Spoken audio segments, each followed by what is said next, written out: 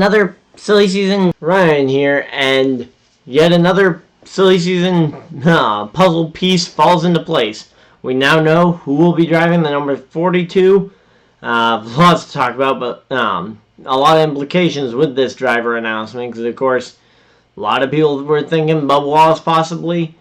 They now announce Ross Chastain will be driving that number 42, so I initially thought he'd be going to the potentially Spire, because I was convinced that I thought Bubba was going to that 42 car, but maybe Bubba's got a better offer or something, because I highly doubt they completely just decided that Bubba wasn't worth it for Chastain, especially considering his Xfinity success or lack thereof this year.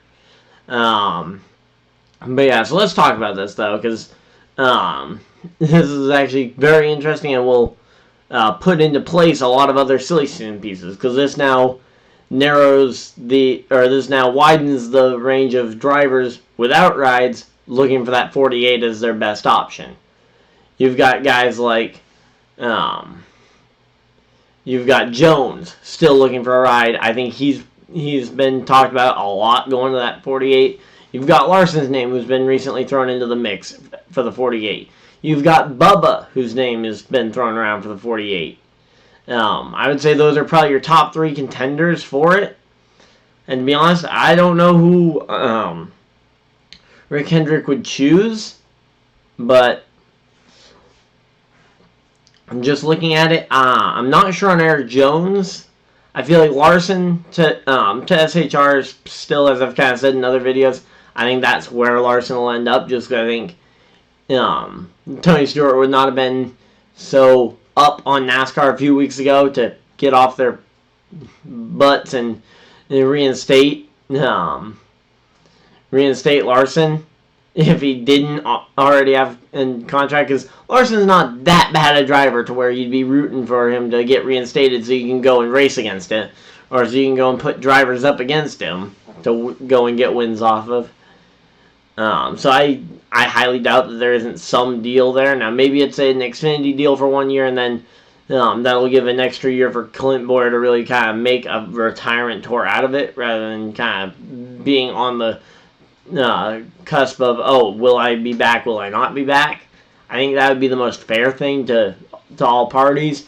Now, of course, life's not fair, so they could end up having to cut Clint Boyer early in favor of a Larson to avoid losing him to, say, Hendrick.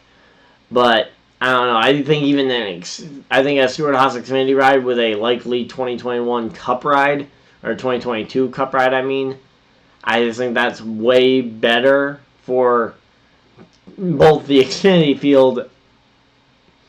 And I'll explain that one, because I'm sure there's going to be people debating me on that one, and even for Larson himself, because he'll build hype by winning races, dominating races probably on occasion.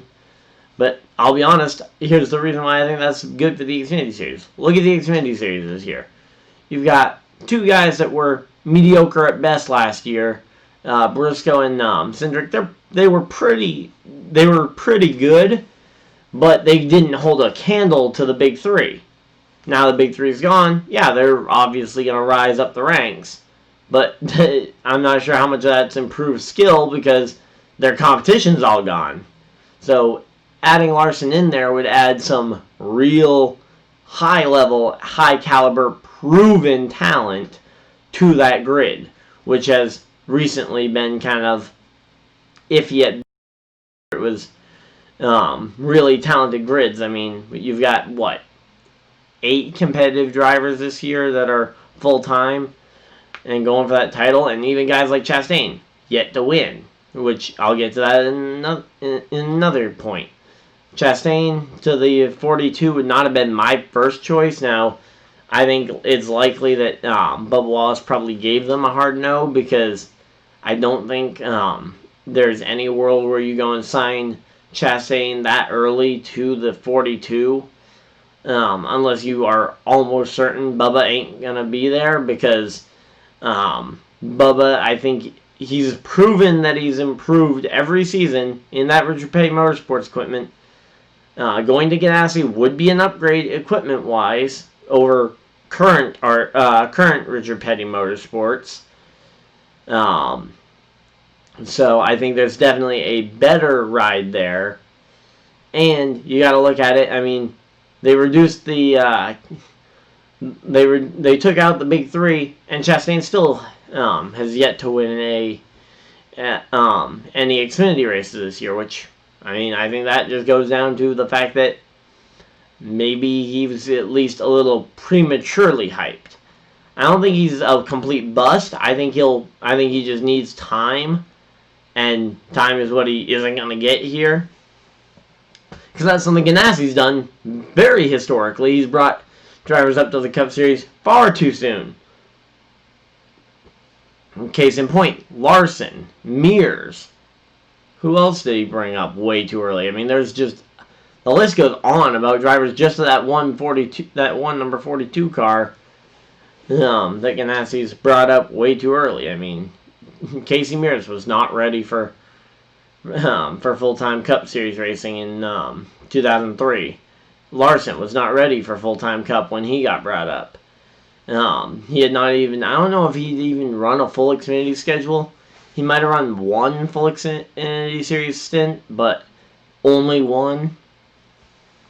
And that's kind of the same thing here. I mean, Chastain gets one full-time Truck Series season to try and go for a championship.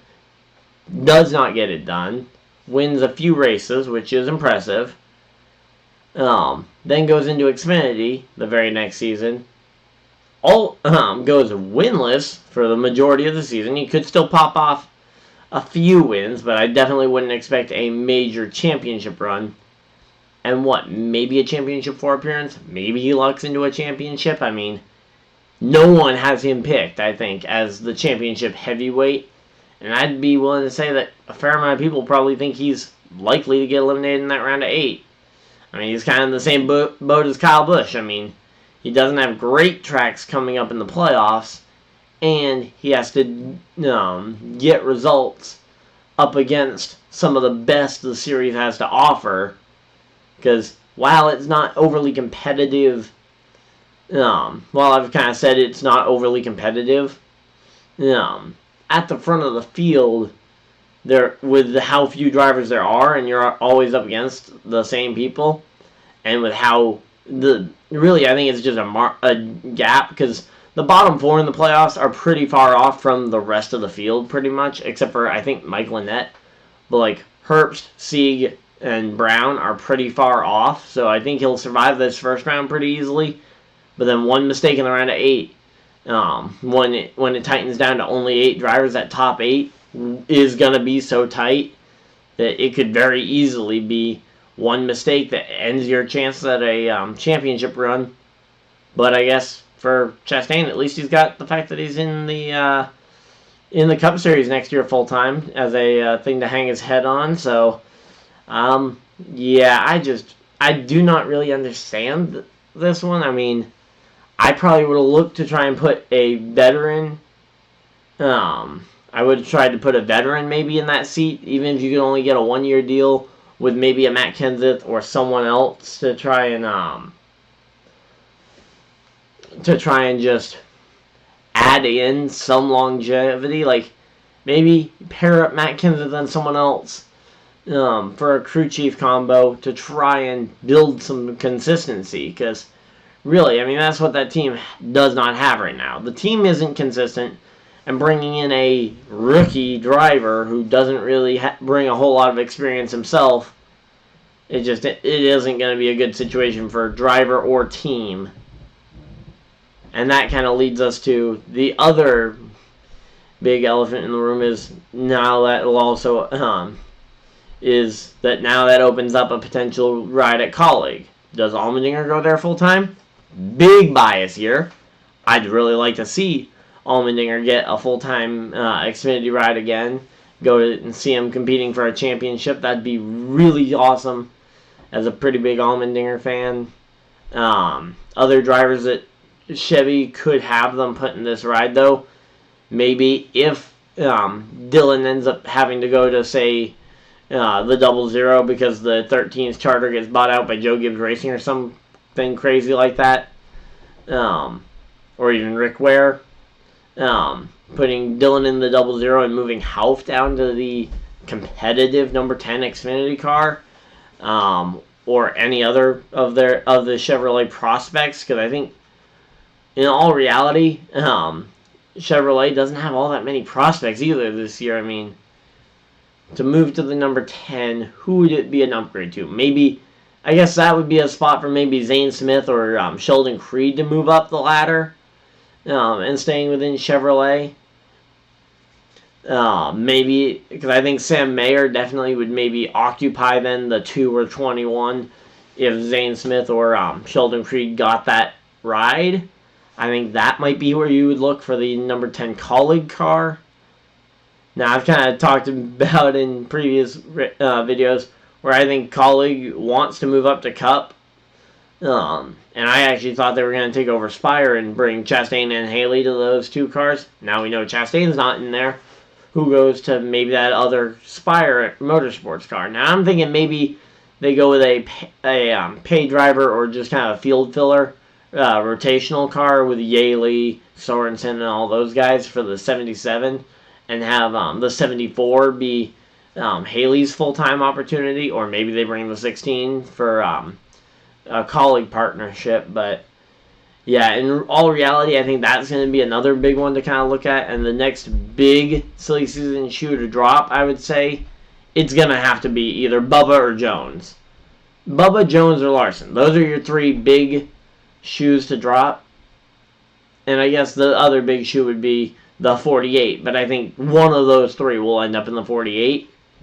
But I think, and to be honest, I'd expect an announcement here within the week on at least one, if not all 3 of those drivers. Because, I mean, it's getting down towards crunch time in the season. I'd start getting your lineups announced so that the second Phoenix happens, and the second Phoenix is done, Jimmy Johnson can head off to Ganassi's IndyCar program, and whoever can move into that 48 and start making progress. But yeah, so that's pretty much everything I had to talk about in this video. Went on for a lot longer than I actually thought I would, so hopefully you guys did enjoy. If you guys did, hit the like button on the video, subscribe if you guys are new, so you guys never miss an episode, and I will see you guys in the next video, live stream, or whatever you guys decide to do with the rest of your day. Have a great day, everybody. Goodbye!